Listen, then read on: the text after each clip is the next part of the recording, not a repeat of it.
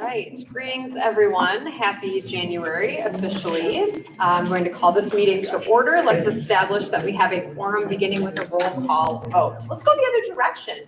Juan Carlos. Yes, I'm here. Christopher. Here. Meredith. Here. John. So here. Corby. Here. Joe. Here. And I'm here as well. We have a quorum. Corby, has this meeting been properly noticed? Yes, it has. Thank you. To help ensure that we're centering our board work around our shared values in serving our students, we begin each of our board meetings by reading our district's equity framework and the Ho-Chunk Land Acknowledgement, which can be found at the top of the agenda. John, would you please read those aloud for us this evening? I would be happy to. Thanks.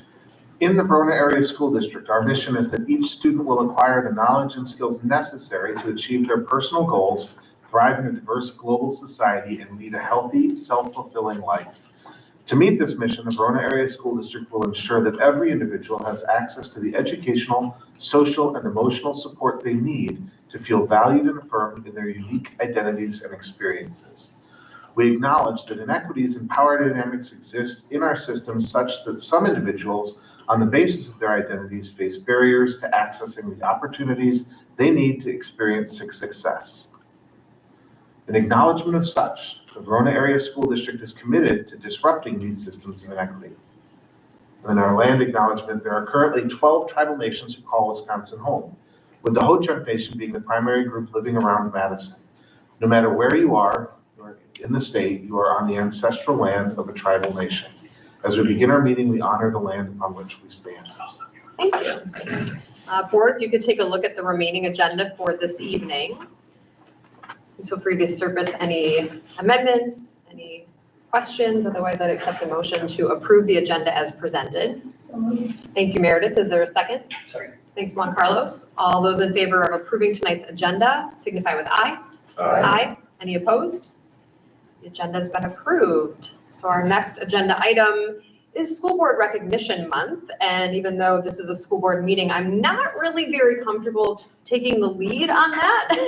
As I know many of us have shared, we feel like we are definitely in service to our community and learners and districts. So it feels a little odd to recognize ourselves. So I might just send that over to you, Dr. Clarity. Happy to take it, and thank you. In honor of not just Board Recognition Month, but in the service of all of our board members, we really like to honor and thank each of the board members for their service to our community, as President Murphy stated, and just a willingness to serve on behalf of public education, which we know is no easy task. So in thinking of that, we want to take this opportunity to express our heartfelt gratitude to our board. You lead by example, grounding your work in equity and demonstrating a deep commitment to all students, families, and staff members. We deeply appreciate your willingness to serve on the board, knowing the significant time and energy this work requires. Your forward-thinking approach to decision-making ensures that our schools are not just meeting the needs of today, but are also preparing for tomorrow and the months and years ahead. This year, we are particularly grateful for the way that you have worked together to implement and strengthen the coherent governance model, providing a clear and well-articulated framework that helps ensure the successful execution of the district's strategic framework. This model is a testament to your dedication, and it continues to grow stronger with each passing year. Your commitment to efficient, effective monitoring reports that provide valuable insights into our successes and our areas of growth has been a game changer. The 7 of you exemplify what it means to collaborate, learn, and lead. Your ability to work together through complex and challenging issues reflects your shared commitment to our community and our students. On behalf of all of us, the students, teachers, parents, and staff, we extend our sincerest thanks for your vision, perseverance, and passion. You inspire us to strive for excellence every day, and we are grateful, truly grateful for your service. So in honor of our full community, thank you so much. And we like to, I know it's a small token of our appreciation, but each of you have a personalized gift basket in front of you on behalf of the Verona Area School District. So again, thank you for your service. And if you're hungry, you can start eating it now, or you can fill them up with water. And go from there. Thank you. Thank you. Marcia, can you get a group picture? Very good. You got pictures? Excellent. Nah. We have a fairly updated one. Well, yeah, if I can speak for just the board for a moment. But thanks to all of those that helped and contribute. We appreciate it a lot. And hey, thanks to my fellow board members. You are a great team to serve alongside. Well, you know, it's, I'm very proud for this, but also when you see a well-done bow, that means I did not do it. So I cannot. And tie that is a bow. well-done bow. Yeah, I cannot tie a bow to save life. All right, so moving on, we will shift then to the superintendent's report and take some updates from our leadership team. Greetings to Chad and Nate making their way up. Yeah, Happy New Year. New Year, happy school board month to all of you. Echo what Dr. C said, we're both, I don't want to speak for names, but. We're incredibly fortunate to get to work with all of you. All right, we have, I have two updates for tonight, and I have one that we'll do together. Most of our board should be familiar with at least the process related to what Nate and I are going to share with you this evening. We have another property that has come up with the pre-existing 1999 boundary agreement between the Madison School District and the Verona Area School District. So we're here tonight to give you a little background in terms of what's on the way with the pending board vote and give you a little bit of detail in terms of the properties that will be impacted. So as a reminder, this is true statewide, that school boards of two adjoining school districts, as long as both boards agree, can move their district boundary.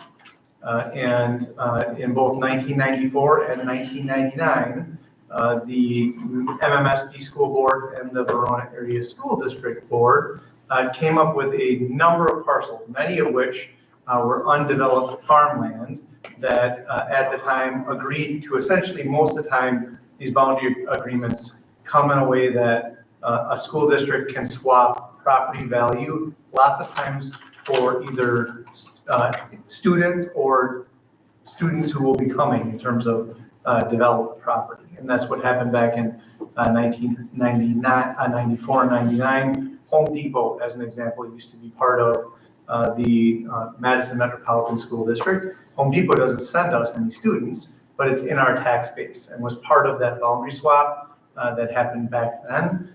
These, I think, are reasonably rare, but with this boundary agreement in place and our two adjoining districts, they've been more common with us recently because Madison's developing west and the stuff's starting to fill in. So we've got 6 more parcels that a school board 25, 26 years ago did agree, both boards, that we would do this when the time came. So as I mentioned, we've got 6 impacted parcels. For the most part, these parcels are directly east of essentially Hawks Landing Golf Course.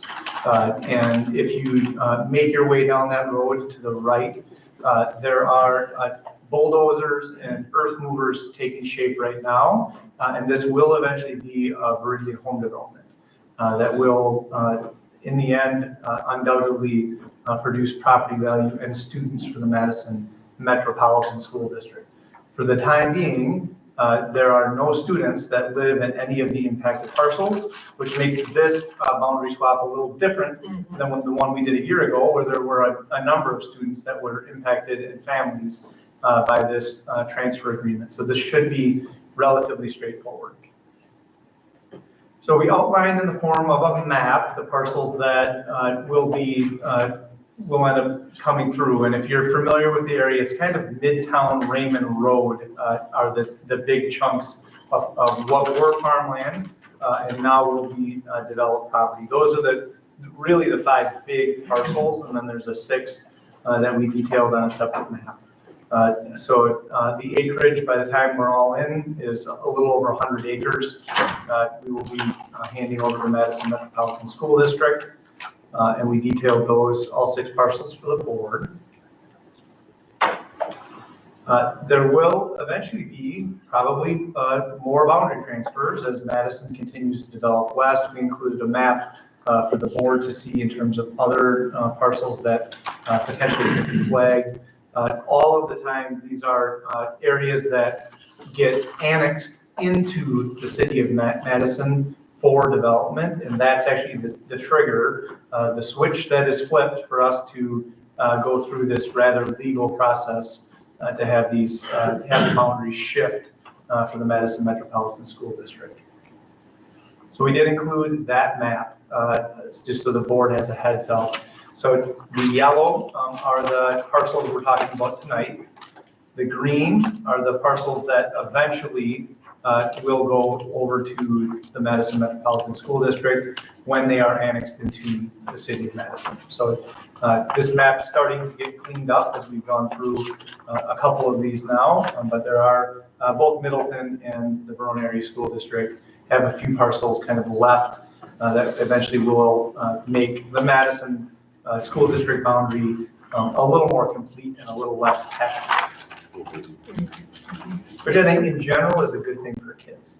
We've got, even we have some goofy boundaries that not great planning took place. There's all kinds of, there are other boundaries that are really interesting to me. I don't know if all of you knew this, like half of the East Town parking lot and east is the South Prairie School District. And that's because the cities and the municipalities moved at different places than the school districts, and the school districts kind of get left behind. So in some regards, we're fortunate we had this boundary agreement in place to have this kind of make sense. So in the end, a couple of things will happen here. This will be the board vote that happens on the 27th. We did this presentation tonight almost as a courtesy to the school board and to the community. There will be a special agenda item that will allow the public to come say their piece in the event that folks either were in favor of or against this boundary transfer. Nate, I don't know if you have anything else to add as far as the legalese related to this? No, you pretty much covered it all, other than we've been coordinating with MMSD to make sure we're kind of synced up on this process, and they're planning on having the same vote on the same day. Yeah, they've got, yeah, we have a little timeline. The Madison School Board meets the same evening. So on the 27th, they will have an identical vote, and we'll also listen to any public comment that may inform the board's decision to carry out what was a pre-existing agreement between the two school districts. So we're here to answer questions if the board has any. So if I remember this from last year when we did this, or however long ago it was, this, like, we do have to vote on this. But 25 years ago, the district signed a contract that said we would. So I'm just trying to game out, like, and I'm not suggesting that we would, but if we didn't vote to approve the detachment, what's the downside? Is it like we get sued for breach of contract? So, Yeah. okay. I think that is essentially it. I think there is actually language that in the 1999 agreement that knows the boards will eventually have to act on it, but yeah. The other impact, at least in our world, is the last time we did this, there was existing, like $60 million of existing property that we handed over to the Madison Metropolitan School District, which meant our equalized property value took a little hit, and that had to get spread back out around our $7 billion of tax base. This property is worth really next to nothing. It's farmland. So it'll have next to no impact on our overall tax base. Other questions? I just like and appreciate that it's going to clean up those district lines, because Midtown has always been problematic to me on both sides, where the 6 parcels are, and then the opposite direction headed towards the golf courses. I never understood which part of it is Verona and which part is Madison. Well, you got a little Middleton, Madison, and Verona there. Yeah. Absolutely. Yep, there's all clean things up. So can you say again on slide 16 that gives kind of the map, what then would trigger, so what looks to be like dark purple, those are still remaining parcels that are under the same 1999 contract but haven't had that kind of trigger that you said kind of puts this into action to make that annex transfer happened. And there are some of those, it's my understanding, if they are like preserved conservancy space that actually never gets annexed into Madison for development, those could sit in perpetuity and never be transferred over. But those are ones that are highlighted for when the city of Madison would annex them in. And we are not perfect at this. Our team caught this actually in the news the last time. It is a case study in kind of government bureaucracy that in theory, when the city of Madison Planning Division annexed these parcels into the city of Madison, they should have picked up the phone and said, hey, MMSD, hey, Verona, we just did this. You guys need to do your thing to make sure the school district boundaries are right. That didn't happen. Didn't happen the other time when we all already had in the Chavez Elementary neighborhood, we already had development that it should have been done years ago. We caught it. So this isn't perfect. It takes kind of both teams having an eye on this. We gave the city of Madison a heads up again. Hey, if you guys move any parcels into the city, please notify both school districts so we're aware of this. This one we did catch in time that there aren't any homes. So that's those are parcels that in the event that the city moves them in for development, we would hand them over. So is this map kind of all that's out there? Is this 1999 contract kind of the?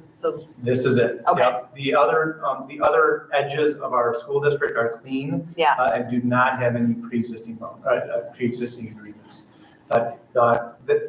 They always could exist if we wanted to approach Sure. Mount Horeb and say, you guys interested in a land swap? It does happen. That's how it happened in 1999. But this will kind of our northeast corner of our school district will, I think, eventually be cleaned up. That these things are finally disappeared.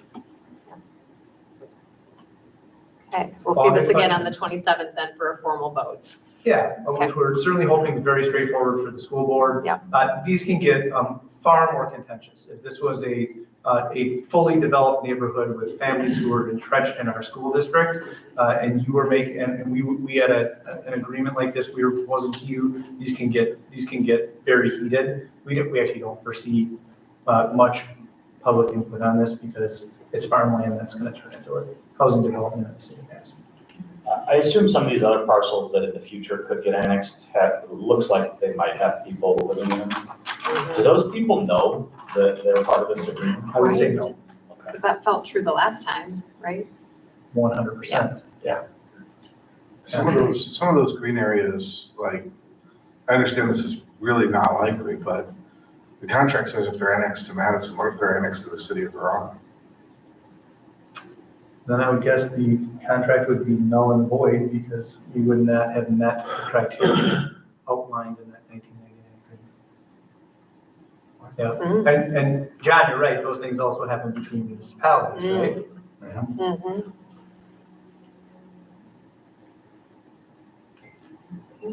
All good questions. All right, we will likely have a shorter or slightly more concise version of this on the 27th, just in case folks are watching to make sure that everyone's informed of the vote when we do it. Appreciate the Resolution's advance. been drafted. We'll try and get it in board docs as soon as we can, if you guys are curious to look at it. Thanks. And then the last piece is we, once both boards vote on it, we file it with DPI. So, and then we also update DCI maps and a few other things to make sure that all of the, essentially the software side of this is updated for folks who are poking around the internet to figure out what school district certain parcels are in. Perfect. Okay, thank you. Thank you. All right, I'm assuming you might be staying around for So the, we're as board we action shift, yep. OE5. Yep, moving on to board actions, so we'll be talking about OE5 for compliance this evening. We received materials in advance as board members, so I'm guessing Chad, you'll continue to give us some kind of synthesis as some of those key points around OE5.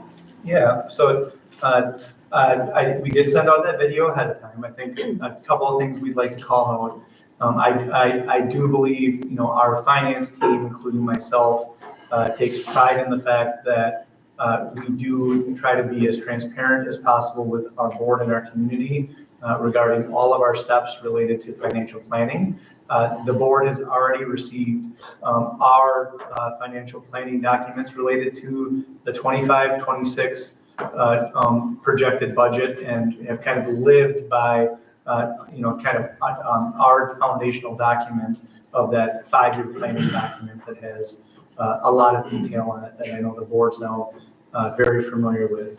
The last time we presented this to the board, OE5, we had a work in progress because our annual meeting book, we felt did not do a great job calling out essentially where the money is being spent in terms of our academic goals related to results policies. And we made sure that our annual meeting book this year did do that in terms of saying, here's where the money we're spending is going in terms of our both academic goals and some of the achievements that we're proud of. So we called that out in this monitoring report.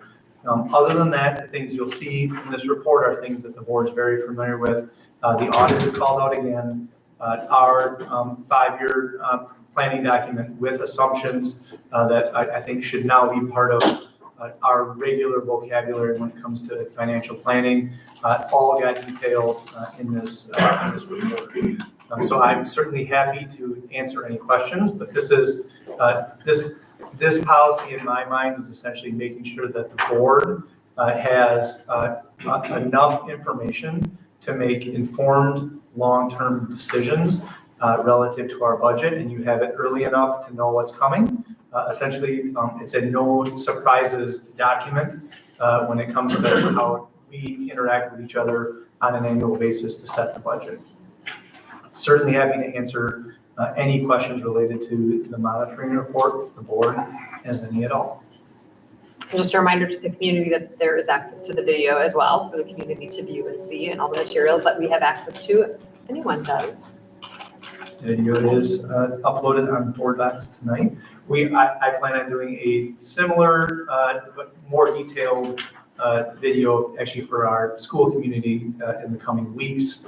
We have this month, we've got the start of the staffing process, the 25-26 school year, and it was useful last year for school-based staff to understand where we think the budget's going for next year and how that relates to staffing additions or anything we're doing. So that will be coming up over the next week. Great. Questions from the board that would be helpful to be directed to Chad and the team regarding OE5?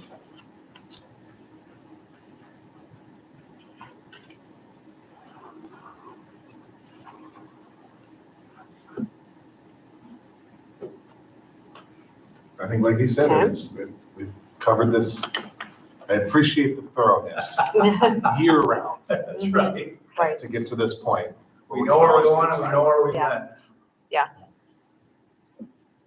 Okay, if there's no formal questions about the report at this point, I'll accept a motion to accept and approve the report as presented so we can just begin any further discussion around compliance. Is there a motion? So moved. Thanks, Joe. Is there a second? Thanks, Christopher. So board, we can now discuss anything further in terms of compliance of OE5. Any questions, comments, thoughts around the vote toward compliance with this operating expectation?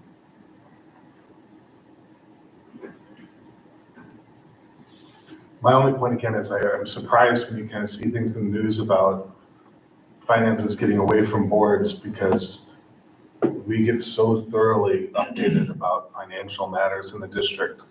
And hopefully the community sees all of that transparency online with all the documentation. Yeah, it's just kind of hard to imagine missing it. I mean, I snooze sometimes, but I haven't missed anything yet because it's all in there. Well, quite honestly, it's this policy that we want this to feel like it's rinse and repeat every year because it's just our way of doing business. And this is not the way every school district and school board interact on an annual basis. So I take it as a vote of confidence that OE5 we can hand this over to you without a whole lot of fanfare because it's just the way we do business.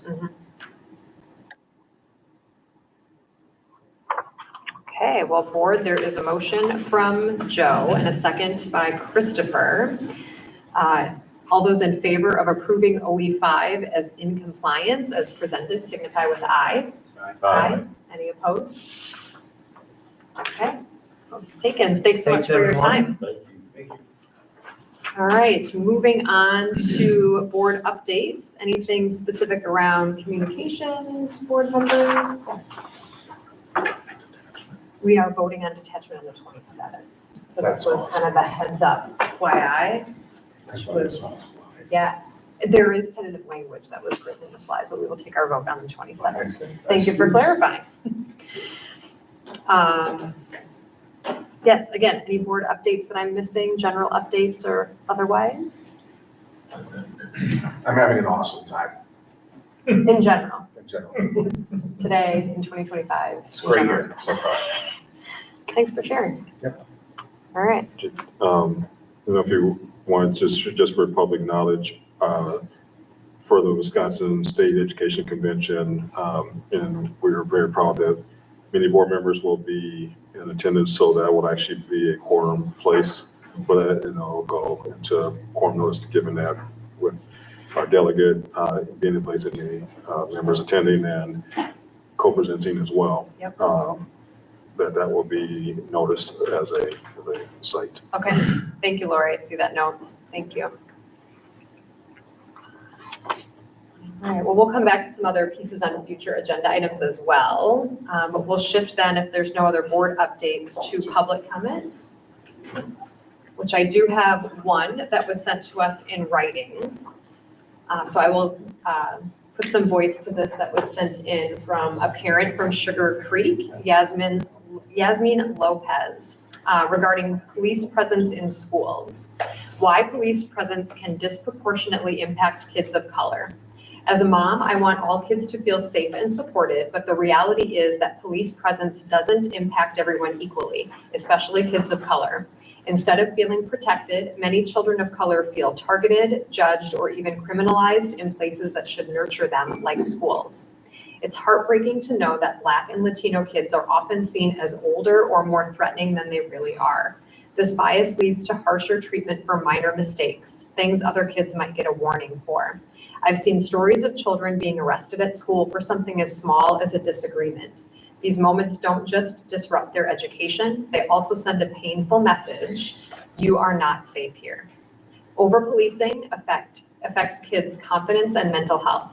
It teaches them to be wary of authority rather than trust it. Instead of focusing on learning or growing, they're left feeling like they have to prove they're innocent just for being themselves. As a mom, I believe there's a better way.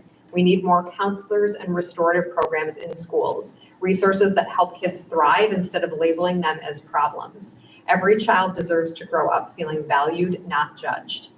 Our kids are watching. It's up to us to create a world where all children, no matter their race, feel safe, supported, and free to just be kids. Thank you, Yasmin, for your letter. Appreciate your time and what you've shared for us as a board. We take all of the thoughts around a possible SRO in our schools very seriously. We've had some good discussions around such, so thank you. Any other public comment that I'm missing, Lori, tonight?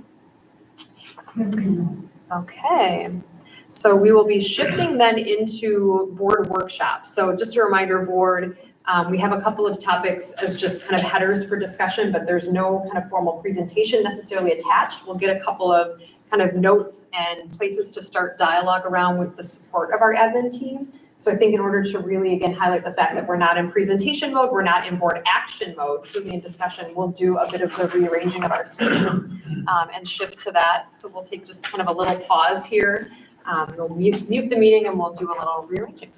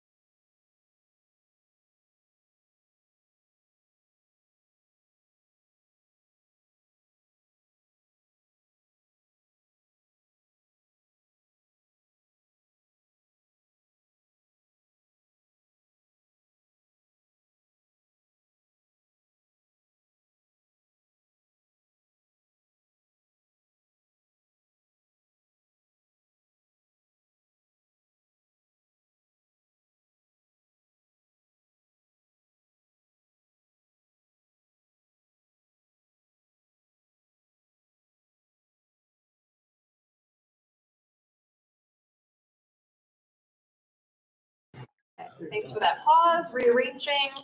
So the way it's listed on the agenda, we have school safety first, Act 95 waiver second. I think for the sake of where the conversation may go in terms of depth, I think we'll reverse that. I did not make a formal agenda motion to change that, but if you all are okay, we'll start with Act 95 conversations and then circle back to school safety.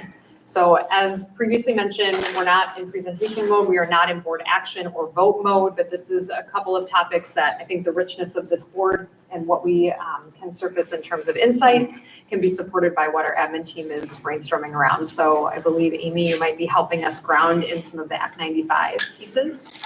Just to be clear, so we can take no action at all on this. Correct. This is strictly just throwing out our ideas. That is That correct. is very brave. We'll take lots of notes and Yes. appreciate all your input. Yes. For this one specifically, though, the action will need to be taken at a later date because of the nature of the of Act 95, but just really wanted to create a space to hear any and every idea. Not really, I think we've kind of all discussed our pleasure or displeasure with the law itself, but we do have to take action on it in the forms of a waiver. I'm not making eye contact with you, John, for a reason. But there are many opinions on it, I think both within the district and community-wide, that just want to kind of understand everyone's perspective of where to go next. So I So, just add real quick, statement, not about Act 95. I think these discussions are in response to the fact that historically, we've had to make decisions about like things like Act 95 or school safety. And it hasn't always felt to people who are not in on the action with us that we put a lot of deliberation into it. We just have to vote. So this is kind of for our communities, we do deliberate about this stuff a lot. We're going to deliberate right now a little bit and then now vote on it. Thanks, John. So just a little context on Act 95, we know it became legislation last year and guaranteed admission for students to UW system schools in the top 10%, except for two sites that play on lacrosse, and in the top 5% to UW-Madison. When it was originally conceived, the only criteria with which we could create that ranking system was grade point average at the end of the 11th grade year. This summer then, DPI developed a waiver process, recognizing that some sites had more than that 10 or 5% that were experiencing a 4.0 or the highest GPA that could be attained in a district. So they did create a waiver system for schools to incorporate other criteria into their ranking system. We did end in a place in Verona last year where we did have just the right number of students. We came in under that 5% mark, so we were able to use the GPA, but it was very close. And at this point last year, we were over that mark, and we still have 2 grading periods left for our current juniors to get there, so we don't know what that will look like. But in the event that we do have more than the 5% or the 10% of our students who all have 4.0s based on solely GPA, we would need to provide some sort of tie-breaking criteria. And so this part of this waiver is helping us to determine and to communicate to our community and to our families, what would those criteria be? How would we approach this tie-breaking system? All of that in mind, we could come back and not actually need it, right? Our numbers could come back to a place where we end up, there's 477 students in our junior class. Ultimately, you're looking at about 24 students in the top 5%, 48, 47 in the top 10%. And if we came under that number, this waiver and this tie-breaking process wouldn't be needed.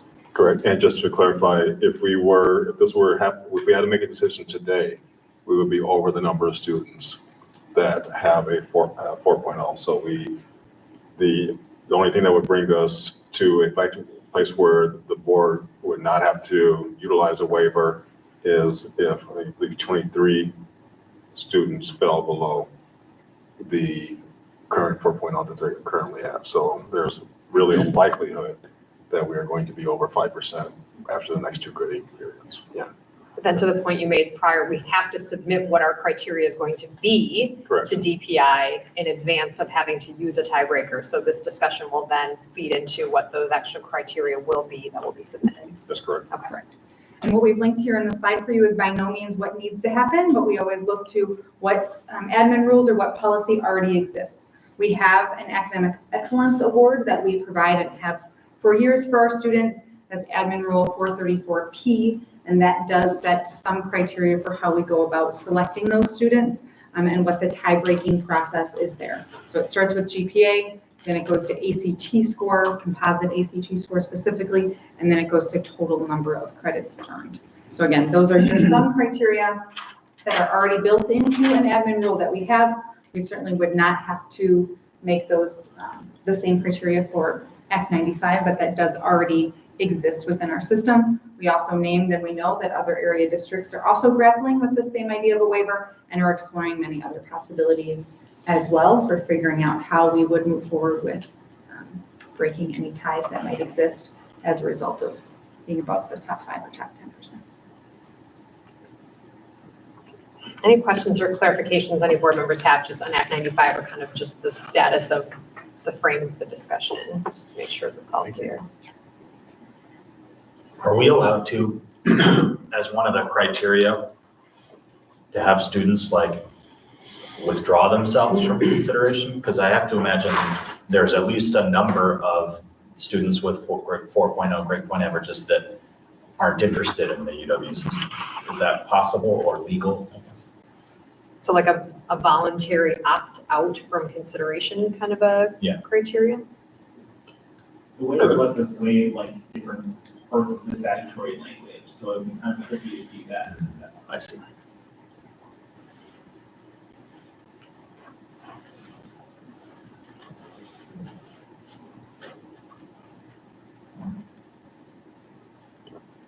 I think it's interesting about total number of credits earned being a potential criteria, because I know we've had discussions as a board about, and with admin, right, about just graduation requirements, kind of depth and breadth to which a student has experienced, course offerings through their high school years. So I think that's an interesting way to kind of see, right, did I get a 4.0 at 23 and a half credits? Did I maintain a 4.0 at 27 credits? And just perhaps giving some sort of elevation to just a depth of course experience. And I don't see that being inherently challenging, once students are here at the high school having that criteria kind of, right to your point, like this would then all of a sudden impact this junior class. So how do you put a criteria in that doesn't all of a sudden make it like, well, if I had known that, I would have done, right? To some degree that feels a little less like that-ish. And also we want to, for both the bullet points, and I think it's, if you're using the one that was in board docs, it's not refreshing to indicate where for total number of credits, we're talking about total number of credits earned at Verona area high school or in an accredited similar high school. And those also for the ACT score, we're talking about the Verona area school district delivered ACT. Not, I'm just gonna keep taking the ACT over and over again. Aha. To try to draw some parameters, right? It is Right, required, it is right. our state assessment, so we do offer it here. Many students pay to take it multiple times, but to try to make sure that everyone has equitable access to the criteria that we're providing, we're thinking of looking specifically at that assessment. Similarly with credits, there are students and families who choose to opt for paying for summer courses at other places, online courses, et cetera. And we wanted to be clear in terms of, again, access for all students. And that's where we're thinking specifically around high school credits earned here at the Verona Area High School or transferred in from another high school experience to try to make sure that, again, all students had access to that opportunity and weren't necessarily given an advantage one way or another. And so that's something that would be communicated in advance to families. So if they wanted to prepare their student, strategize around how do we earn maximum credits in the event of a tiebreaker, or how do we focus on getting the highest composite score? Just to Jen's point, nothing was a shock, like, oh, I wish I knew, like, we would have. That is going to be the shocker piece for this first For one, this because this has to happen now. Okay, so there's no transition time. And there's nothing the juniors can do about our Right, credit right. hours now. Got it, They okay. don't. that point, I think- Sorry, I missed it. Yeah, this has to happen. Okay, got it. Correct. But going forward, obviously, it's Correct. this is what we And I have. think that's also some of the bigger considerations for the board as we think about some of the other district options. If you start to look at weighted grades or looking at advanced courses, at what time do you start that with the freshman class? So that you would have had an opportunity to start considering those type of classes if we were to go in that direction. But in terms of the immediacy of having to do this specific waiver, we have to do it now. Got it. So like in theory, we could have a list for this year and we could re-propose a new list if we wanted to have more grandiose conversations around being less, this is all of a sudden happening to you. So for this year, Go ahead. you sure? Good, okay. So for this year, I was wondering, what is the fairest measure, fairest criteria, given the options that we have that won't, will be the closest to the most equitable when we shock these students and say, hey, sorry, we're gonna have to, which one in your mind is gonna shock me the least? It's gonna be like, okay, well, this is something I should have been doing anyway. Well, focusing on anyway. can I jump Yeah, on please, that? please. Because this is something that, like, this is the second year that we have students that are doing this, so, I mean, all of this is, none of this could have been really put in place when they were freshmen. And you're thinking about students that would be potentially, this is their goal was to go on to UW schools, they're already taking AP classes. So that would not be a shock. They would be already pursuing college coursework in that area. I think the total number of credits is also a valid point, but I think the AP courses is something that would not be an unfair measure for students at this point. I mean, again, nobody would have had knowledge of this at their freshman year. Say the only thing that's up there that that wouldn't have already passed would be if we did go to the BAHS administration of the ACT. That hasn't happened yet. So we could make this decision if that was one of the criteria and let them know this administration of the ACT would be the tiebreaker and wouldn't have implications on anything that they had done previously, like course selection, like credits, et cetera, because that's still coming. But the other pieces definitely may have factored in differently for a student, perhaps. The ACT is the only one that's still yet coming in the spring that they would not have. That feels like a lot of pressure. And kids just don't, I mean, some kids just don't test well, and they do plan on taking it multiple times in order to achieve their, so having that like one and done, I feel like is kind of, ugh. And it really doesn't actually speak to anything other than their ability to take a test off the cuff. So you're gonna have the people that are able to afford the pre-prep. And I just feel like we're setting up inherent inequities that are just gonna be. So I would still go back to, GPA, total credits earned and AP courses. Can I just drill down on that? What specifically about AP courses? Like the number Just that the you've number. taken? Yeah, I wouldn't base it on, the test, because I don't think not everyone takes the, AP exams, and that's, again, there's an additional cost to that. Just are they willing to? If they have your GPA and AP courses, you're kind of seeing a rigor, you're getting a measure of rigor, and Meredith, is that your thought on what you would do because, like, for the immediacy of this, or would that be your thought regardless? That those are your, do you know what I'm saying? Because we kind of have this context of what do we do for this graduating class and what might we visualize as being our criteria without these kind of constraints or ickiness of impacting a group right now? I would do that now. I guess I don't see that there'd be a reason not to put that into place. Again, these are students that didn't know this existed their freshman year. So this is a group of students that would have been pursuing these credits anyway. That's what I mean. So would you keep those as the criteria for the seventh graders who are eventually coming to us? Okay. Just to clarify, right, if we're kind of having a conversation about who's this year's group versus our criteria in general. I mean, unless there's a reason not to, but again, I have trouble with the ACT being a measure just for several different. Yeah, I think there's a few of us that, Can I get a clarification from Joe's statement?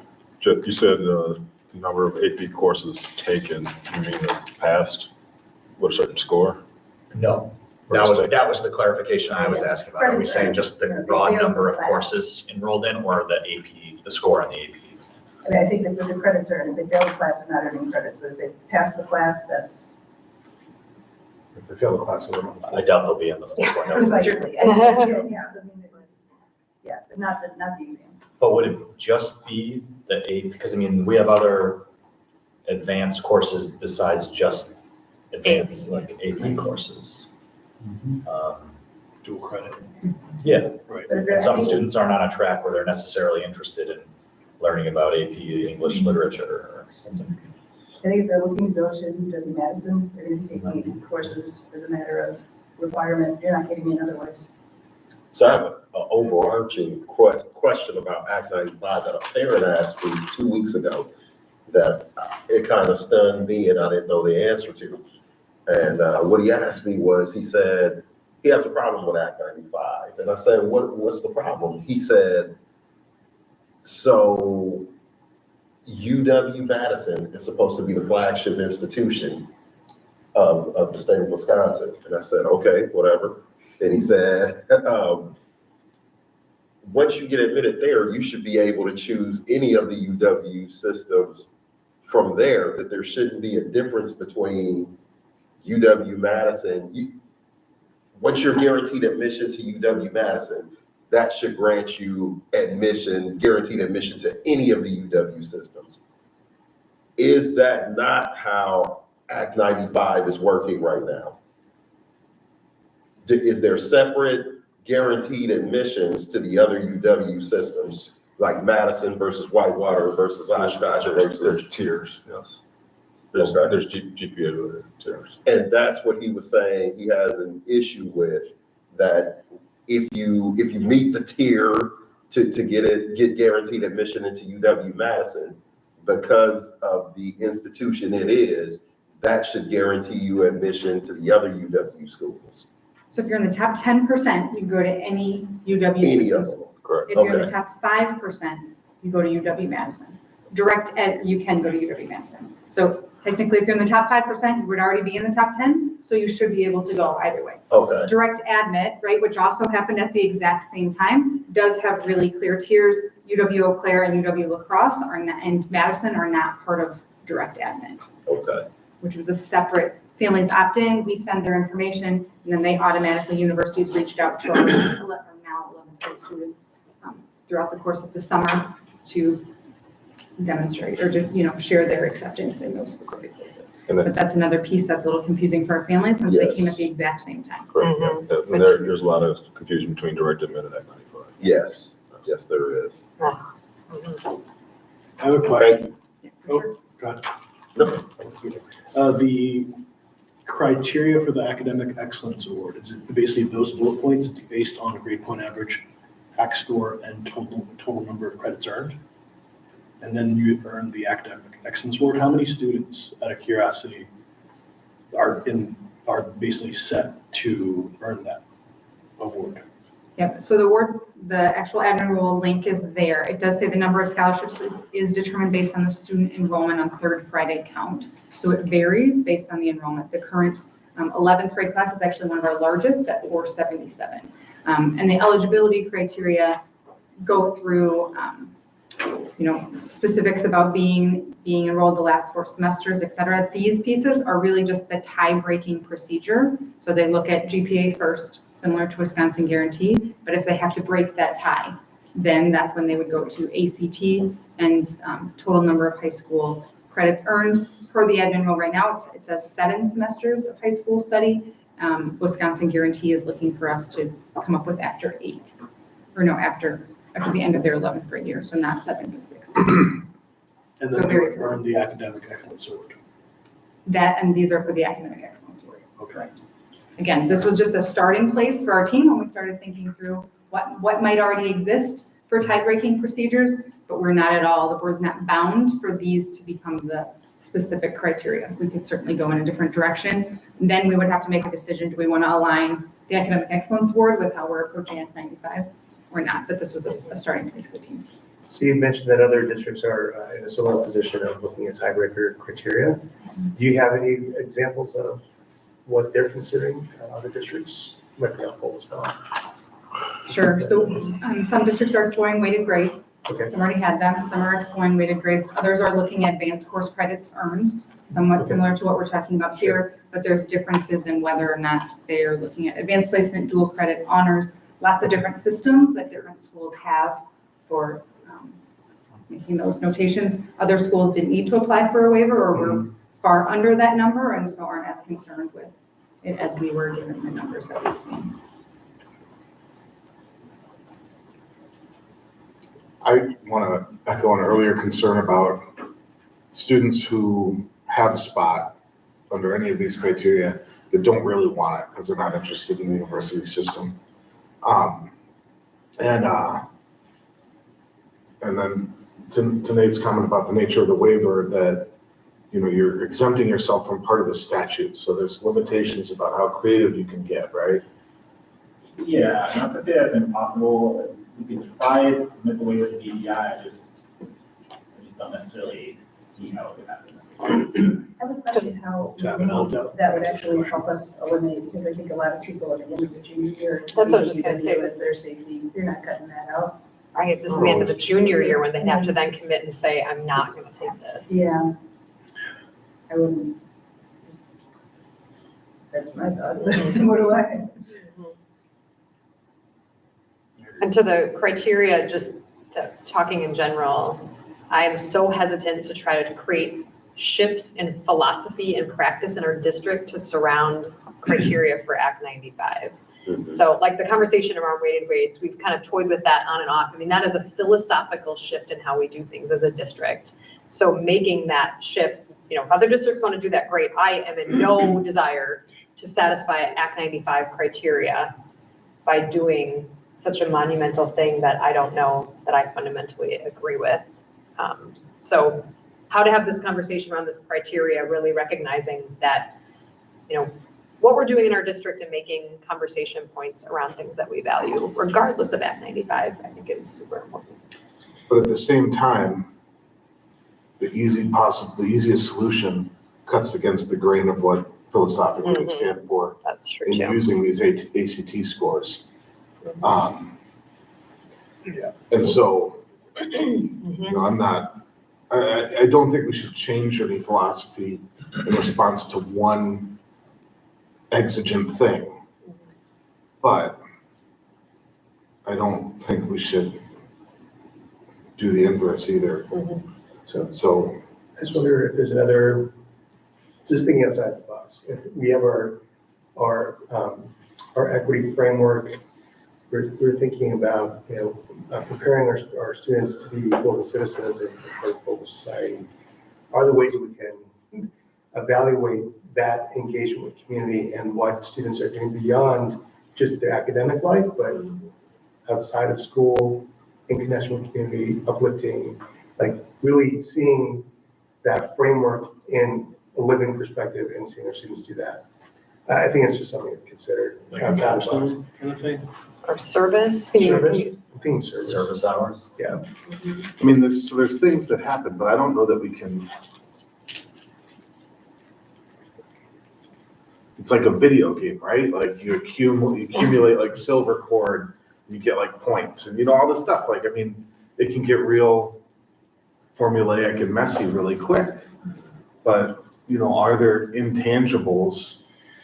You know, like when I was teaching introductory classes at the university, like there are a lot of intangibles that come out in that first semester where you get a lot of students that have 4.0s all the way through their lives that are shocked at some of the soft skills they need to have had to survive in a big place like the University of Wisconsin-Madison. And it was always kind of like, how do we make those soft skills count? Like the organizational skills, you know, the self-discipline skills to stick with it when you can party every night and you've never had that freedom before. And,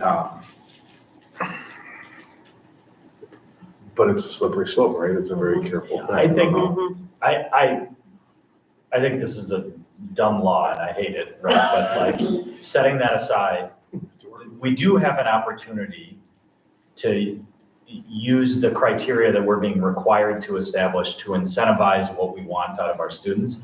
I'm just not really, and we've kind of teased around these conversations before. I'm not sure we really know exactly what we want our students to do.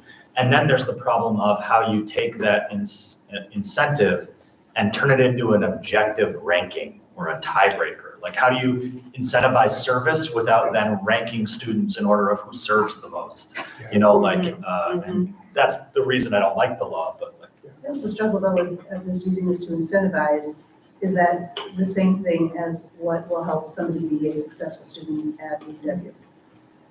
And that's ultimately, I don't want to send our kids to UW and have them not be, you know, in the place they should be served. How do we ensure that we're doing that? To Joe's point, I think it's less a question of like, do we need to have a discussion about what we want from our students? We had a whole community involved like process around what a, you know, like Verona lifelong learner, like what a graduate looks like. And it kind of was part of our strategic planning process.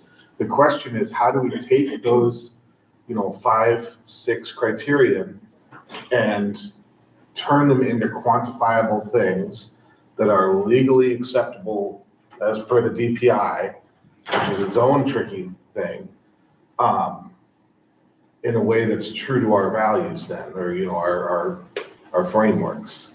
And the problem is, like, I don't know that we have, well, I mean, it's maybe not a problem, because like, if we say, all right, we've already done all this legwork with our community, we know what our community has said. The tricky part is, how do we apply it in these circumstances legally?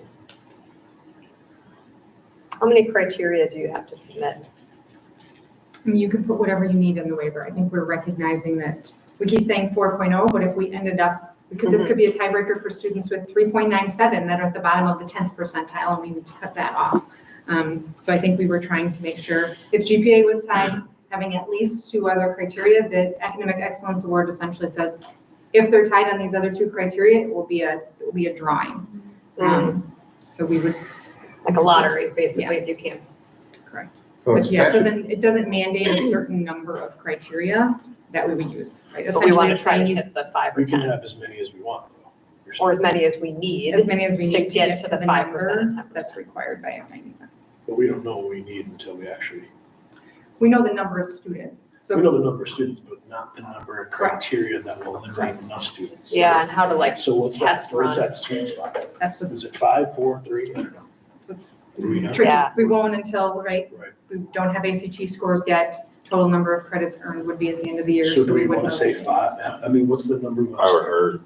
Our best guess was 3. 3? Okay. Great criteria. Hence your 3 bullet points. Yeah. I have most of the ACT score that I usually have. That's not gonna get my approval, but that doesn't matter, that's just there. Total number of credits and advanced courses, and to Joe's point, I think it was about more than just. Broadening it a little bit, yeah. just Yeah, to dual keep- credit, capstone, I mean, it could be a. And I think we have to accept that no matter what we do, unless we do the ACT, which I agree, there's not a lot of appetite for, it's all going to be kind of retrospective, and Yeah. people are going to be unhappy about that, but we didn't put ourselves in this position. So Right. all of them are But going if to the be. point is to assess rigor and how much they've challenged themselves, I do like looking at the collection of advanced courses, because that means they've challenged themselves, either through advanced placement or double credit or other additional courses that they've taken that aren't those, whatever they may be. It would theoretically suggest they would be successful.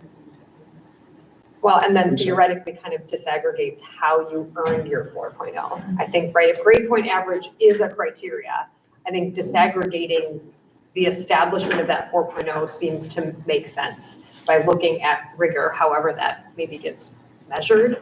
I appreciate the broader scope, though, of rigor, that we recognize it doesn't just have to mean there's an AP label on your course. And I think it has the advantage too, and I'm not sure I'm, I want to think a little bit more, but when we were talking about this law when it first came up, my biggest concern was it was going to start to disincentivize Rigor. advanced- Yeah, rigor Yeah, in your yeah. coursework. Yeah. And this kind of somewhat counteracts that a little Yeah, Yeah. right. And I remember Dr. Clarity, I thought we had discussed this when we were talking about weighted average and how we didn't like it. It was because it was hard to distinguish, we're really gonna elevate a student that takes AP science, but then a student that's maybe at the top of their game with woodwork or a specific trade. Mhm, yeah. How do we say that that's just not that doesn't qualify? So I guess the advanced courses, I want to make sure that we don't leave out any of those students that are advanced in a trade, so to speak, and not in the traditional, AP type classes and dual credit classes. So if we That can remains a concern. So, I'm sorry. That remains a concern. So it still remains a concern. There's not really a way to cleanly do this. Correct. I think it's just a dumb law. Well, it's a dumb law, but is there a way that we can Yeah. do something, just throwing it out there since we're just throwing ideas out internally to resolve that and say, hey, someone who's doing advanced woodwork or advanced, whatever the advanced courses are that are non-traditional, so to speak. They don't carry the AP title. Can we do our own distinction and say, hey, it's not AP or dual credit, but it's as per the College ASD, level? it's It's a the capstone top course. dog, Right. whatever it is. Corey, I think you have had I'm struggling with this Uh-huh. because if I throw, what I'm hearing, if we throw out the 10 and 5% requirement, this sounds a lot like direct admit to me. When we're looking at the criteria, like, We're not throwing out the 5 or 10%. We have more people, our 10%, there's a tide that's bigger than, It's like 5%. 13% of our graduating class is a 4.0. and we want to know how We to. can only Right, so send we need to get the 10%. So, We need to get the 10. yeah, UW system is saying, we don't want your 13% if they're all Gotcha. 4.0s. You need to cut down and hit the So how do we get 10% threshold. I guess I'm struggling with the criteria that we're looking at. Because to me, Act 95, and correct me if I'm wrong, focuses more on standardized testing. As It in, doesn't need to, Strictly it really grade point. focuses on GPA. Okay. It said that we must create a class rank and it has to focus on GPA. okay, So And if we take GPA has to be GPA the first thing. Yeah. Yes, GPA has to be first. okay. And the waiver is for us to consider things in addition to GPA, but not, to my understanding, to eliminate GPA at all. as a The- criteria. The concern that I'm still having around using that advanced course label is a couple of things. One is it still requires some value judgment of what's advanced and what's not. And two, if we were doing the most equitable solution, I think it would just be credits earned. But I'm not sure this is the struggle that I'm having. I'm not sure that that's incentivizing the same things that we want to be incentivizing. With Right, one because you can possibility earn to- easy credits. Yeah, So that wouldn't really be But if- directly correlated to rigor. It would be maybe just strategic. it would be a different type of rigor in a larger course load rather than rigor in terms of, Yeah, but if you took Subjective 3 difficulty AP level courses that were very difficult, and then you took 5 very easy courses, 3 AP courses is going to be much more rigorous. So I think And I that's still not going to capture everything. I'm for it, because none of that's gonna matter, because my kid's getting dual credit, so they're gonna graduate with more credits than anybody can possibly accumulate. So that's for dual credits would already benefit. But it's part of this, that dual Yeah. credits. Right, I guess my point is, if we're looking at, just for the next administration, we have the total number of credits and then AP courses, knowing that dual credits are already factored into the total number of credits. They're not. This would be total number of high school credits. High school credits. Dual credit would be giving them college credit as well. We wouldn't be counting those. For this first, I mean, I think if there's a decision that needs to be, reached before it gets too much later, I guess I would think that we could do an advanced courses with kind of the low line for AP dual credit, capstone type of things, and then take another look at the more expanded, each department, what would be considered their highest level course? Is there a way to do that as a secondary for years moving forward? I think that's more work than would be possible to do for this time. And then there's also some ability to kind of prepare kids for what would be considered a advanced course.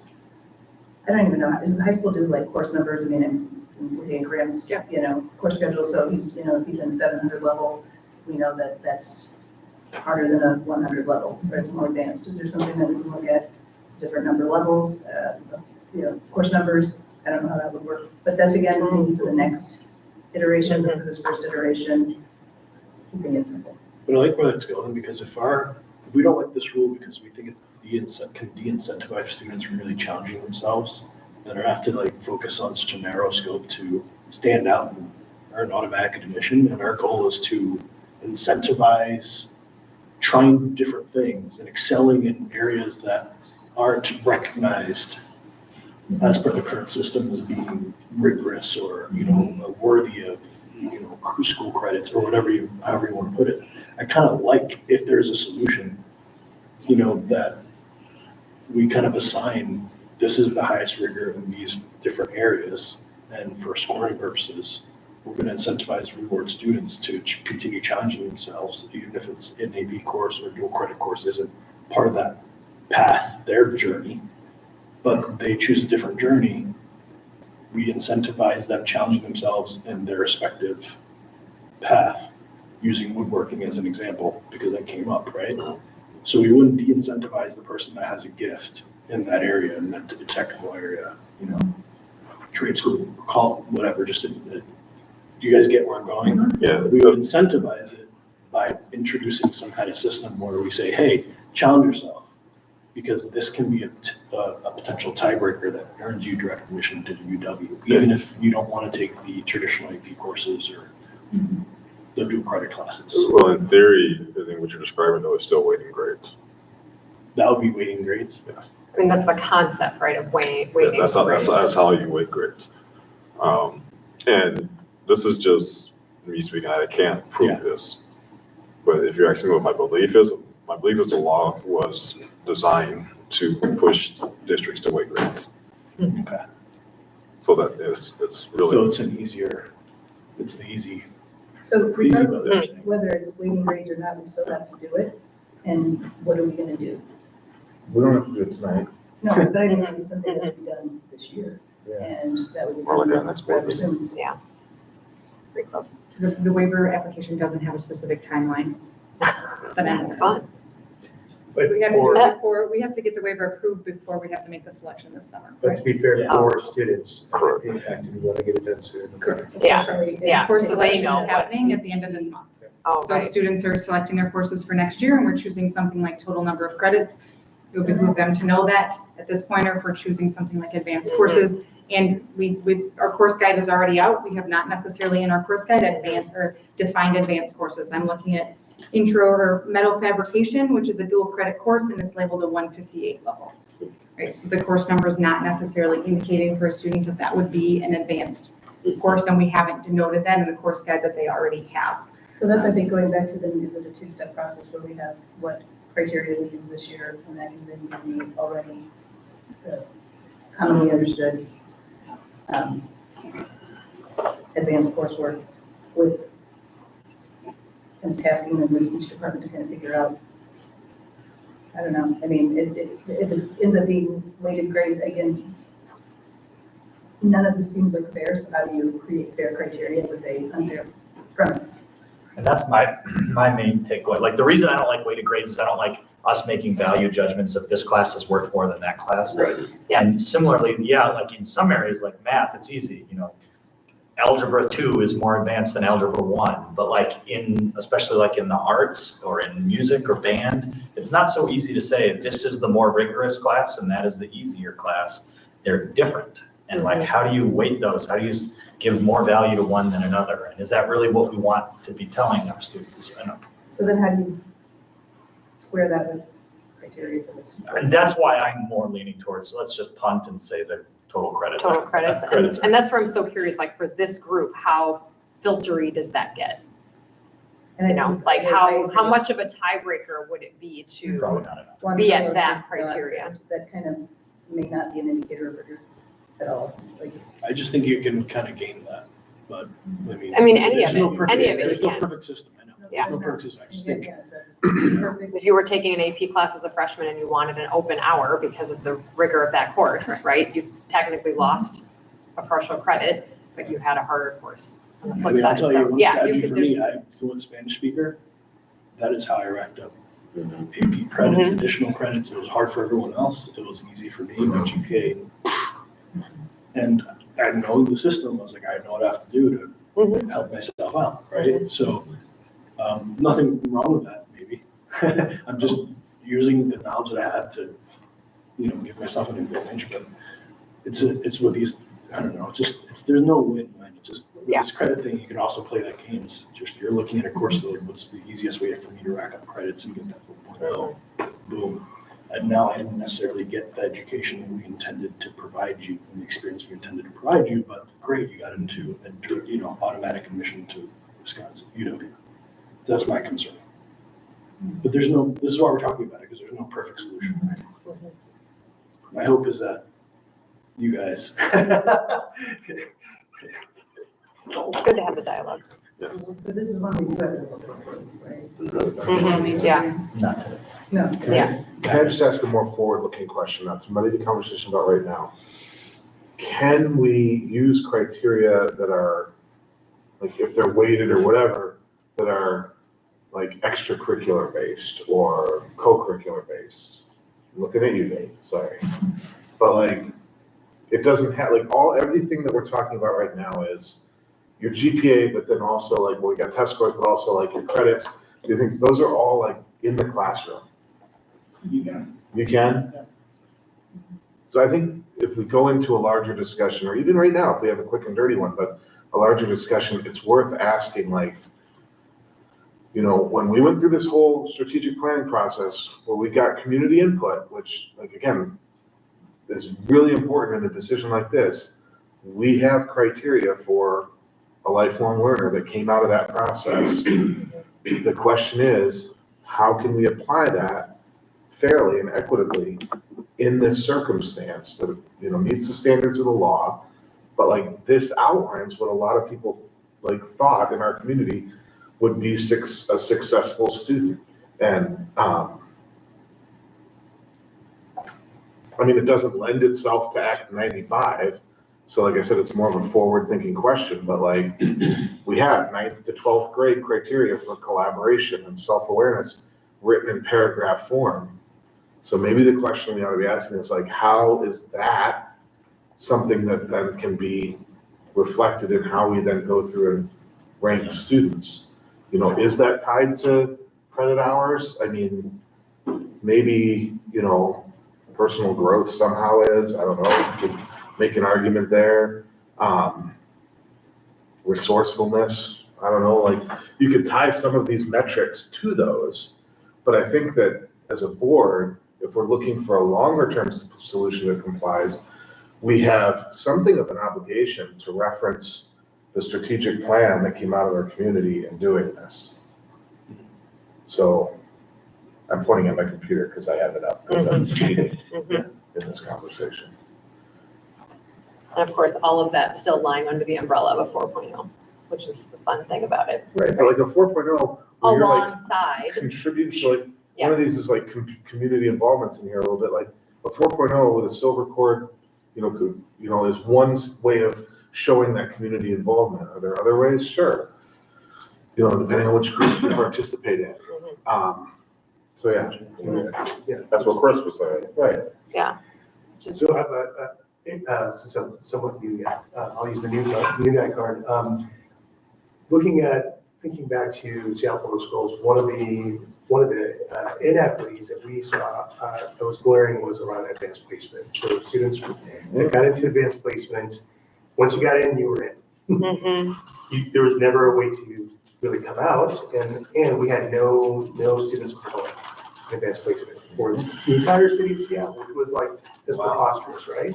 So I don't know like details like on how advanced placement works here, but I just think about racial inequity and all those other pieces, and whatever we come up with, what are the unintended consequences? Are we adding to that, or are we helping uplift those who have not had the opportunity to be considered for those important programs?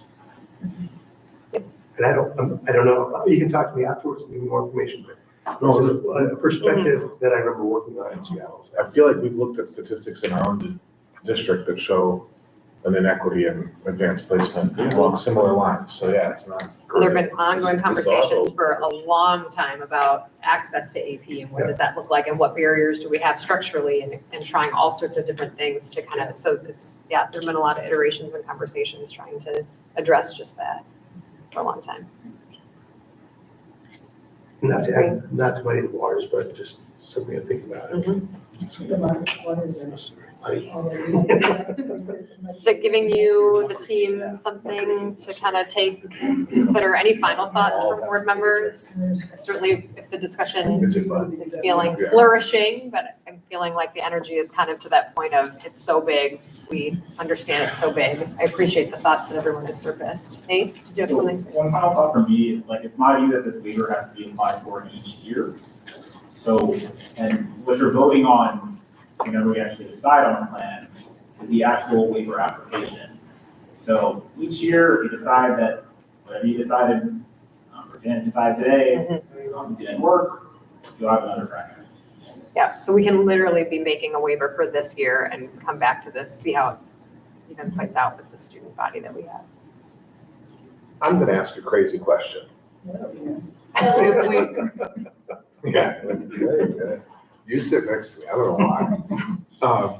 If we create something like a wildcat score, right, that scores all these ambiguous things, and we apply for a waiver to include that, and then that the underlying, like how that score is comprised changes year over year, do we have to keep applying every time we change that underlying criteria for how we define wildcat score? I think you have to keep applying regardless. Correct. Oh, you have to Okay, so- resubmit your waiver every year saying what your criteria is, okay? But the criteria could say we have a wildcat score, and that's what we use. Right. And then we, I like that waiver. I like the Wildcat score.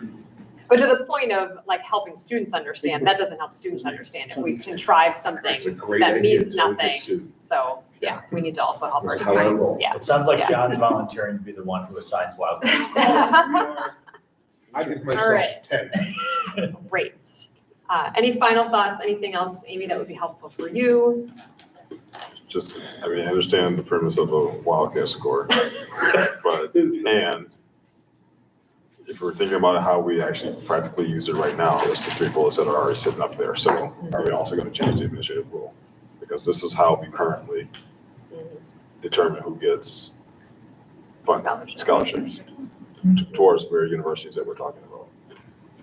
The Academic Excellence Board? Those 3 areas. Those 3 areas, okay. And they are also part of our results policies. And if it's just the order that they're applied? So I just have a question about ownership. You said these are administrative rules. That's not like a result, that's not like a board thing. Right. Correct. So you can keep your academic excellence criteria and you can have. Well, the philosophy is completely different. While we have one philosophy for one thing and one philosophy for another. We want it to be aligned. We want it to be aligned. for sure. Yeah. Right. For the sake of the students too. I mean, right, if this is really, the outcome is very similar. Getting a scholarship to an institution with which Act 95 is in support of, I mean, that feels like parallel for student input or student experience Well, feels this- fair. Brings us back around then to what you were saying at the beginning, Jen, like, we should not be taking a philosophical leap just to match Act 9 because there are these other implications. Yeah. And it should all align philosophically with what we value and it's important to us as a community, not just as a board. So, yeah. Opposed to APT or whatever that's, Be opposed to it in the admin policy. no, because I mean, that's a scholarship, so that's an additional benefit, but I getting acceptance into a school is different. Well, I just think, my opinion is for this waiver, I don't know if I follow you. we should keep in alignment with I know you don't care. this admin rule. For this waiver period, keep in alignment with this admin rule, because it's, well, basically the proposed 3 bullet points. Because it's aligned and where currently things are, and it's how our results policy are. It would be shocking to our students. I think they'd be like, oh, okay, that makes sense. And then maybe go forward, we can talk about, do we want to change that? That's my opinion. That's what I'm throwing out there.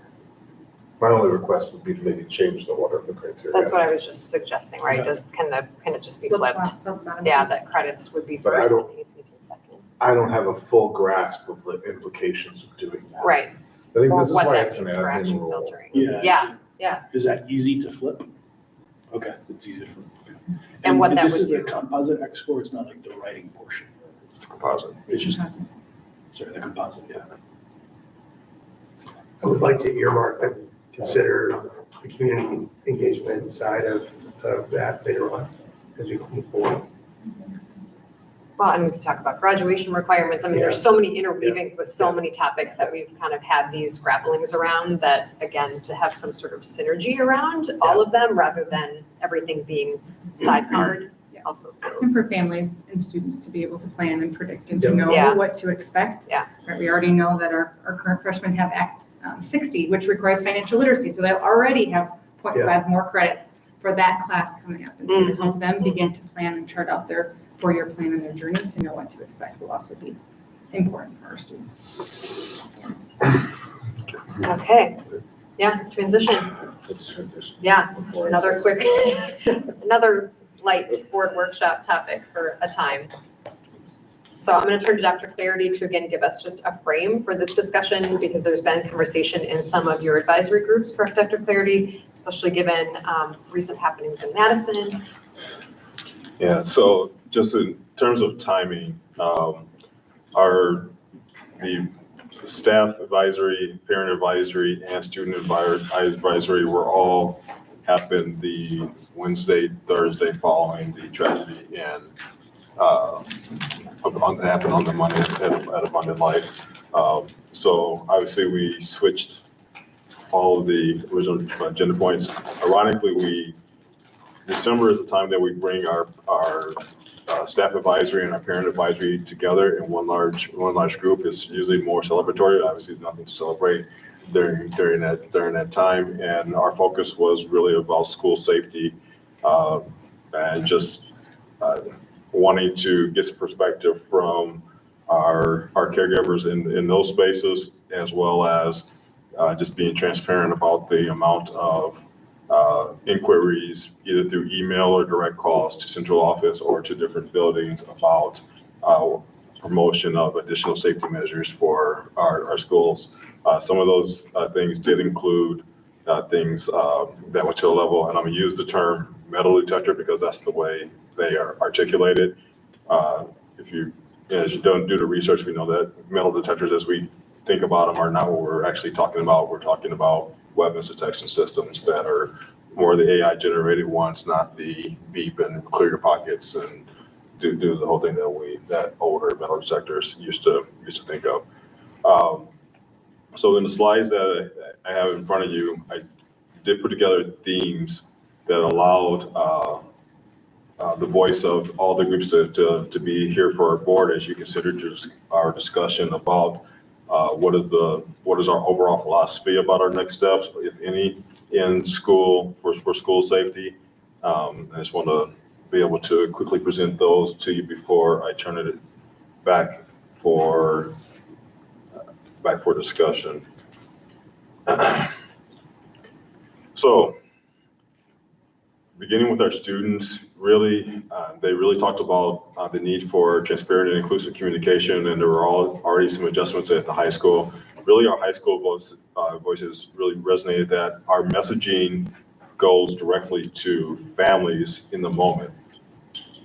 And at the same time, we do know that students have immediate information on their hips all the time, and they want to know how, not just what's happening, but being able to navigate what's fact and what's not real, and how are we responding as a district. Beyond just that reassurance of are they safe, and I tend to agree with their stance on this, that they are mature enough to be able to handle those type of communications directly to them, and also knowing that not every family immediately or at all sometimes talks to them about the issues that we have communicated to them. And so they really felt that there was a gap in that direct contact in the moment, just to know everything was going to be okay here in our district. And I respect and I think we respond to that. Really thinking about enhanced expanded safety group drills. I thought one of the most powerful analogies that many of the students brought up is like since kindergarten, We've done fire drills once a month, so in essence, nine times a year for 12 years, of school, and we've never seen anything close to a fire. But we see school shootings around our society all the time. Why is there not frequency of preparedness, and why is there not, additionally, not always the one that are perfectly set during period 4 or period 5? Like, how do we practice for lunch? How do we practice if we're in an outside area? All those things. So things that, Chad and Nate continue some, we did a drill first day of school coming back on January 2nd for active threat, and continued the training today for role like as well. But also make sure our students knew that. But I think that's great feedback. We've talked a lot about continued access to mental health and emotional support, and then our reassurance that the information that we put on our websites, they also want quickly access to it. How do they get resources when they're beginning to need that emotional support, and they don't always have someone, an adult, right there with them? And how do they make contact? If we scroll to the staff and parent pieces of it, as we got deeper into things like entry point weapons detection systems, I want to place your eyes back to bullet number 1, which can we do that or balance safety without using a direct quote, having a prison-like atmosphere, which I completely honor and respect. Again, they brought up addressing the potential gaps in security, such as unsecured entrances. This is a big, beautiful high school. It's got a lot of doors. And so how are we thinking about that? The budget implications are huge. We know that. And then also just wondering, what is the role of school personnel in responding to threats, knowing that currently, if there were intruders, armed versus unarmed, did come up in terms of being able to have responsiveness there. And then finally, the final 3 were really about our long-term vision for safety, knowing that we are in reactive mode right now, but and I think what brings us together, what is our district philosophy around totality, what do safety protocols look like? What we do know that if you do go to weapons detection systems in buildings, that is a huge philosophical shift in our way of programming. But I just think from the number of voices that we've heard from our community, and what seems to be becoming more and more of a trend in school safety, the conversation does need to happen. So we'll turn it over to the board for either clarification on any things that I presented from the advisories, or just to start the conversation. So maybe it's because it would be a shift, but where I went to school, we had weapons detection systems in Watts, California. But you could enter the school without going through it. We didn't think anything of it because that's all we knew. But maybe, like you're saying, this is a shift in philosophy or whatever, that it would change the culture, so to speak. But I mean, for the most part, it worked. The SRO, that's a different story. I will get to that later, but I'd love to know more about what a modern weapons detection system looks like, because honestly, until you said it just a few minutes ago, I was picturing same screening you go through at the airport. And maybe that's not what we're talking about. And so without kind of fully understanding what it is, it's hard to form an opinion, I guess. Yeah, and that's what I think why this conversation is so important, because if it's something that the board desires that their administration does deep research on, we're happy to do that. But if it's not even a consideration, is that the time that you want to use? But yeah, but I understand you. Speaking for me personally, even that's hard for me to I was just gonna say the same thing. We would have no concept of cost, what types of resources we would be using. It's like, and there are various different types. Yeah. There are so many different types of weapons detection. and I know we did a deep dive on that when we were building the school, and things have evolved even since the planning for the school. So the types of information that I had from 2017 is already significantly outdated. I want to, what kind of I would have no concept of whether this is a worthy exercise or not, so that would be good information. And like Joe said, there are some that do look like the airport. There are some you don't even realize are even there. You're walking through what appears to be a door frame, and it's a weapons detection system. And what type of staffing would we need? How would we need? What type of space would we need if somebody alerts? How do we secure that without compromising the, the individual's own, personal space? And all of those Attention questions bias, are a catalyst by, do we want to spend the time investigating And answers to those I questions? think there's also like, what's the cost? I mean, even just some of these preliminary questions, if this is an $8 million expense and we can't possibly afford it, well, no, don't investigate it. But we don't have I have no concept of what this would cost. And also there's the immediate cost and then the lifelong cost, right? Yeah. You're updating and upgrading, et cetera. But I would, I think you lay out a great point that this is somewhat reactive, right? So we're building something reactive. And the one bullet point that I think is most important around moving towards something that's proactive is that we have a community that none of our students ever get to the place where there's a shooting incident that's brought upon by them, by our student body, or our community externally coming into our schools. So mental health and emotional support, I want to really highlight that is the key for me, the most important piece here.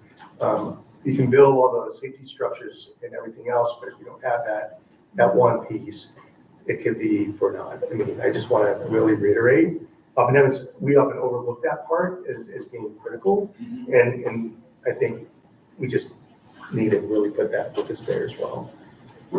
There's something I can think about too. What does our open campus do as far as, a permeable campus is inherently less safe? And how is that contributing to the safety of our school? I mean, that seems like an easy place to at least look. And maybe it means nothing, but. One of the things I've said a couple of times, and it's an uncomfortable thing to talk about, but when incidents happen at other schools, there are always lessons to be learned from them and how to improve your security, because I'm sitting here trying to think and be proactive and be like, oh, what are our vulnerabilities? But it's never what you think it is. And I'd really like to build in, and I can't get the information from the media reporting about these incidents that gives me I don't know if these schools had a weapon detection system. I don't know how people gained entry into buildings. Was a door left unlocked? What happened? I feel more comfortable having some kind of debrief that gave us lessons learned or so that we as a board level can feel like we have information to know what the relative value is of various security options that are out there. So basically, with the incidents that happened, what areas what were the gaps that were most common that would give us the greatest return? Or alternatively, what worked? Right. What's the greatest return on our time and investment based on what's happening? Yeah, I get that. And Yeah, I feel like I can't get that from media report. Right. I agree with some mental health and emotional support Yes. component. Yes. That is something that we're doing now, and we need to continue doing it, and that's really the long-term change gonna happen. And we can't control, unfortunately, the policies, the gun policies in our country and the state of things. We can't change them overnight. However, I don't think that we should ignore this. School shootings are all too common, and for us not to do something to be a little bit more prepared as possible, I think would be a missed opportunity to add layers to our mental health and emotional support focus to make our whole community safer. The point is, how do we do it without it feeling invasive and feel like it's really meaningfully going to change our culture and our schools? So I love Joe's ideas, and then from that knowledge, what can be the least invasive or least disruptive social things that we can implement? Maybe it's an AI system, weapons detection system, right? Where you walk through and you barely notice anything's happening, right? I don't know what those things are, but I mean, I like that approach of step one, what are the common things that have gone wrong? How can we focus on that and shoring those up here? And then step two is out of what we find out, what's the least invasive and disruptive to a environment that feels safe and as least police state as possible. I know we're not getting to SROs yet, because I think that's another layer that, honestly, I'll just throw it out there, could, done in the right way, could actually help, right? But it has to be done right, and, you know, it has to be implemented in the right fashion, is my opinion, right? You know, but I'm gonna throw that out there. You know, me being Latino, a person of color as well, I get that feeling unsafe and feeling like I might be, you know, especially in Wisconsin, not a ton of Latinos, maybe Madison, Milwaukee, but outside of that, not a lot of Latinos, not a lot of people of color, but I get that point, but done correctly, and I trust our administration, I trust what I've heard, the relationship that we're developing with the police for Verona, that could be I don't know, helpful part if done correctly, right? If we feel that that's the direction we want to go to. Sorry, I took up a lot of time, but I'm not sure. So one of the things, because we're talking about laying down kind of a philosophy, right, about this sort of stuff, or changing a philosophy, or having to change philosophy in acknowledgement of some of the realities that are out there. But one of the things that I always struggle with is when we're talking about solutions that treat safety like a thing, like you can defend it, right? You can build a better fortress or something like that. And it's a feeling, right? You have to acknowledge the mental health components that go into it, because that's its very nature. You feel safe, right? You can feel safe because of things, but safety itself is not a thing, right? An SRO can help make some people safe and some people not safe, right? And depending how that SRO is implemented and trained and interacts with the community that they're policing, that's the whole difference in how that feeling is generated. So the question of like weapons detection systems, well, you got to balance like the efficacy of the system, the need for the system, with the feeling that it generates. Does it generate a feeling of safeness, or is it generating a feeling of policing that's creating more anxiety, right? The amount of drills that we do, like the way that we do those drills, like they can add to safety by drilling people in appropriate ways and safe ways, but they can detract if they're constantly adding more anxiety, right? If they're opening up the potential in people's minds that this is a thing that happens all the time, and we've just got to deal with it. And who knows when somebody's going to have a problem that they feel like this is the solution. You know, like that's where it starts to detract from that feeling of safety. And so like these are all, you know, we're not just talking about buying a few new doorways that can detect things. Like we've got to talk about how do we make investments in a way that engenders safety? How do we create a safe feeling environment to people? Like those are. I think that's probably what the students are saying. Yeah. Yeah. The ones who are most dialed in to what. And dialed into one another. I mean, to your point, and that's something that I know we talk about in our family, of talking to my daughter about, listen, know people, talk to people at school. If you hear something, say something. We have ways in our district of speaking up and sharing about things that you're hearing, that having students feel interconnected with one another and with the staff in the building. I mean, everything feels so reactive always. That feels like the one giant proactive thing that we can do, is have students feel like individuals care about what you when you come into this building. And I hate when that feels fluffy. I think sometimes even the way I'm saying it just feels all squishy and unimportant. That is the crux of all of it, is hurt people. So if we have students that don't feel hurt and feel loved and cared for, you know. And we also, and rightfully so, we want to keep our babies safe. That's why we're all here. We also have to think about our staff, our teachers, our educators, our administration, our students, because our faculty, because I was always told back home, that's why those detectors were mainly there. And there shouldn't have been a mainly. It should have been there for all of us. But our teachers back home were afraid of us. And that's why they went through those safety measures. And I say that to say, whatever we decide to do, we need to think about our educators, our administrators as well.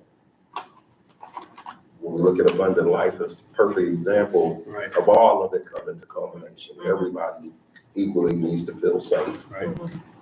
Thank you. Well, with pretty much all of our workshop topics, it's not a nice, tidy, have a dialogue, wrap it up, and have a conclusion. So the accepting non-closure and continuing dialogue, I think, is highly valuable. Anything else that anyone wants to share based on the discussion tonight? Anything to offer Dr. Clarity and the team specifically from this conversation?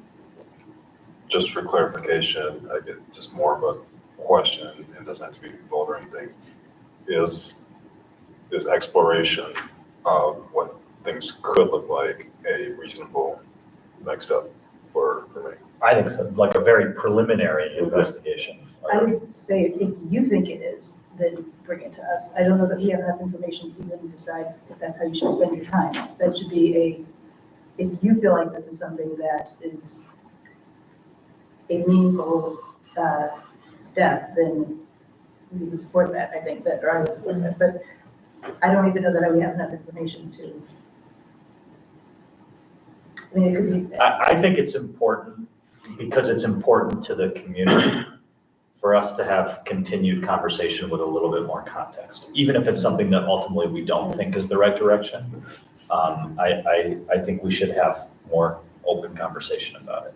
Is And it that's the too, piece I thought too, is you and your team heard quite a bit from community members. I know I didn't receive anything directly, so I appreciate hearing from you other conversations that did come about, that a reflection of what is being shared that didn't necessarily come through.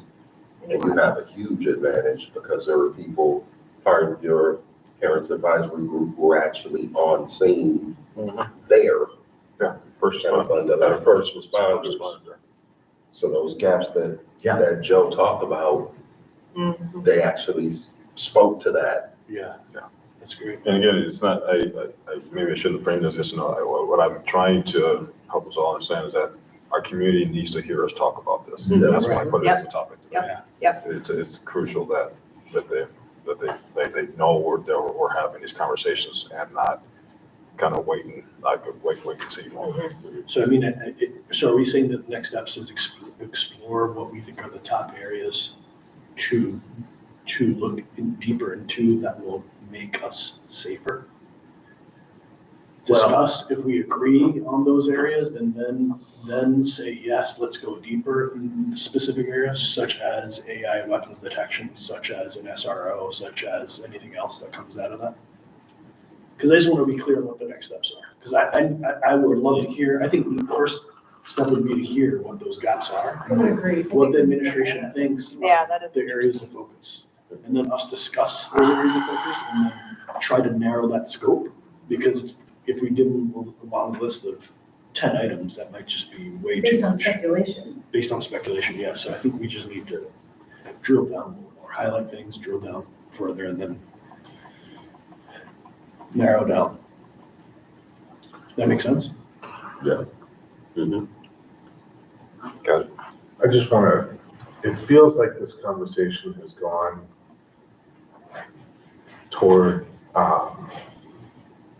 in some ways, what I think is appropriate, like looking at, continuing to explore the SROs and continuing to explore weapons detection, if that's like a thing that's necessary. I just want to reiterate, the items that the students brought up, the mental health components.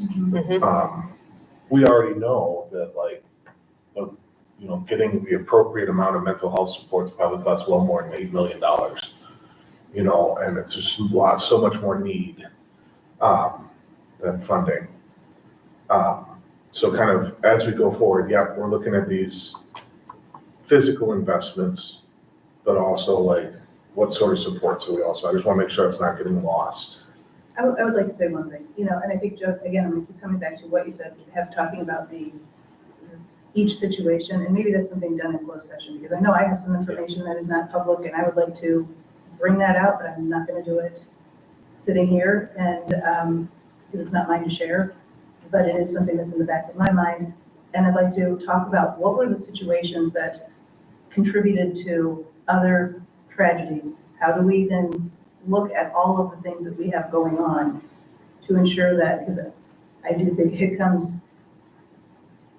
a lot of things can make us feel safe. I think the ensuring that our kids are taken care of with mental health, with community, with, supports is really the only thing that will actually ensure that we're safe. But I think talking about some of these situations, maybe even closed sessions so we can hear some of the behind the scenes that are not necessarily broadcast. We would not broadcast our own safety plans publicly about every detail of it. That would be unsafe. That would make us inherently unsafe. I think there's some more discussion that, obviously it should be had publicly, but I think there can be some things that are discussed maybe privately where we can talk. I do want to highlight also after this last incident, that, or most recent incident, the communication that came out and the support for families to have conversations with their children at home. I think whatever support we can also think about, not just the student body, but the families as well, and parents and caregivers. Because I think that's one of the hardest pieces here too, as a parent, having that conversation with my kids and answering their questions about, like, well, what does this mean? What does go away? There's larger, I think, just that conversation is so hard, right? And how do we prep our students to just be able to communicate with their friends and to know what's going on and to be the ones that are communicating as well, be part of the whole system. But yeah, I think the more that we can provide support for our families as well is important. To piggyback off that, I would just like to throw some kudos out to the district. Like, I was very happy when I went to our webpage to look some stuff up the day after, to have a pop-up come up, like, here's some resources for talking to your kid about it. Like, that was really, really nice. It came up on every subsequent page that I clicked through, so after a while I had all the resources I need. But like that's the type of thing that I felt really, really like, oh yes, this is really great. I agree, actually. Did I do a good job of talking to my kids about it? No, I did not. So, there's that part that, are there other ways to build community so other parents can talk to other parents? Yeah. Or there's a more of a community approach that we're talking about this. Let's get together. Yeah. So, There's multiple ways of looking at it. hey, John, and what you were talking about was when we're evaluating these things, to definitely bring up mental health, emotional support, and make sure we talk about additional resources. Can we add, right, that are needed? Where's the bang for the buck there? Right, where's the bang for the buck? Absolutely. Yeah, absolutely. Thanks, board.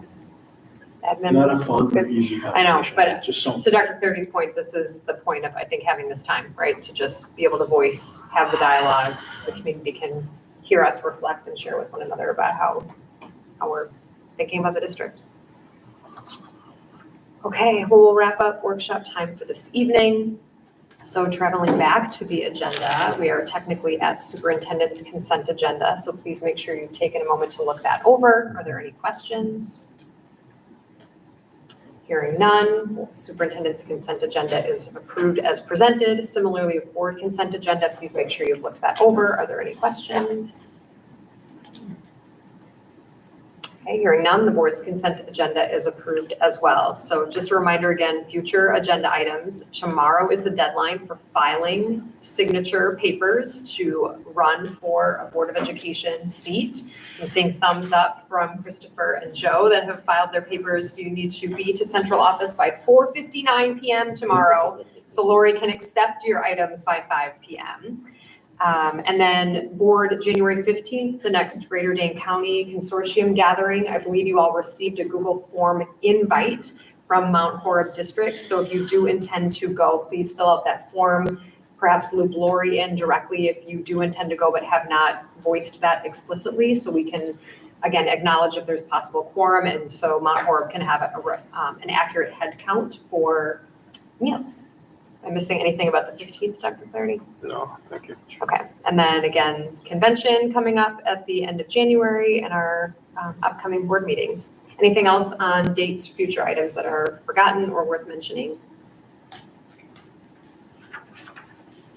Okay, so then we will adjourn to closed session pursuant to Wisconsin statute 19.85 sub 1 sub G to confer with legal counsel for the government body who is rendering advice concerning a strategy to be adopted by the body in which litigation is likely to be involved, specifically litigation regarding an alleged breach of contract, as well as remaining in closed session under Wisconsin statute 19.85 sub 1 sub C to consider employment, promotion, compensation, or performance evaluation data of any public employee over which the governmental body has jurisdiction or exercises responsibility, specifically considering the employment contract of the superintendent. Is there a motion to adjourn to closed session? So moved. Thanks, Joe. Is there a second? Second? Thanks, Christopher. We'll go roll call vote, please, to adjourn to closed session. Joe? Aye. Corby? Aye. John? Aye. Meredith? Christopher? Aye. Juan Carlos? Aye. I am I as well. So we are adjourned to closed session. We'll take a short transition break. Thanks all.